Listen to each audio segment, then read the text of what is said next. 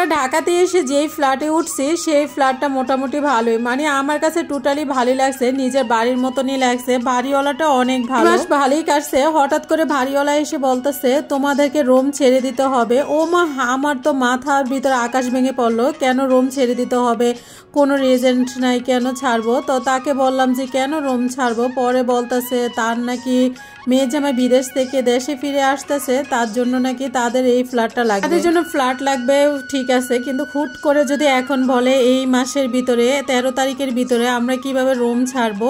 আমাদের রুম ছাড়ার জন্য তো আগে থেকে রুম নিতে হবে, প্রিপারেশন নিতে হবে। এটা তো ওনাকে বুঝাইতে পারতেছি না, খুবই টেনশন কাজ করতেছিল। তারপর কি করব, মানে এটা হয়েছে দিনের বেলা ঘটনা। রাতের বেলা যখন আপনাদের ভাইয়া বাসায় আসে, আসার পর তাকে আমি বলি দেখো এমন এমন ঘটনা, তখন সেও রাগারাগি করে। 13 তারিখে বলতেছে মানে 1 তারিখে রুম ছেড়ে দিতে। আমাদের হাতে এই অল্প কয়েকদিন সময়, তো এই অল্প সময়ের ভিতরে তো আমরা কিভাবে ফ্ল্যাট খুঁজবো বা কোথায় আমরা ফ্ল্যাট পাবো? তো ঢাকা শহর কিন্তু 2 মাস মানে 2 মাস আগে থেকে বলে রাখতে হয়, আর 2 মাস আগে থেকে ফ্ল্যাট খুঁজতে হয়।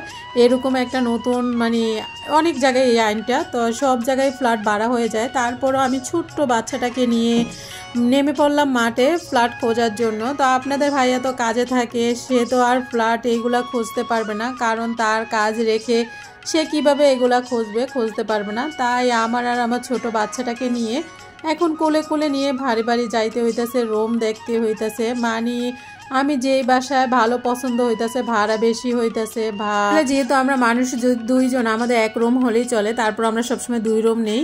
তো তারপরে কিন্তু দেখা যায় ওরকমভাবে আমি কোনো ফ্ল্যাটই খুঁজে পাচ্ছিলাম না। ফাইনালি আমি একটা ফ্ল্যাট খুঁজে পেলাম, তাও নিচতলার ভিতরে। আমি সব সময় যখন চাইতাম উপরে ভালো লাগে, 3 তলা 4 তলা, মানে এর উপরে কিন্তু ভালো লাগে, নিচে একদম ভালো লাগে না। নিচে মনে হয় যে দম আটকে আসে, এরকম একটা অবস্থা।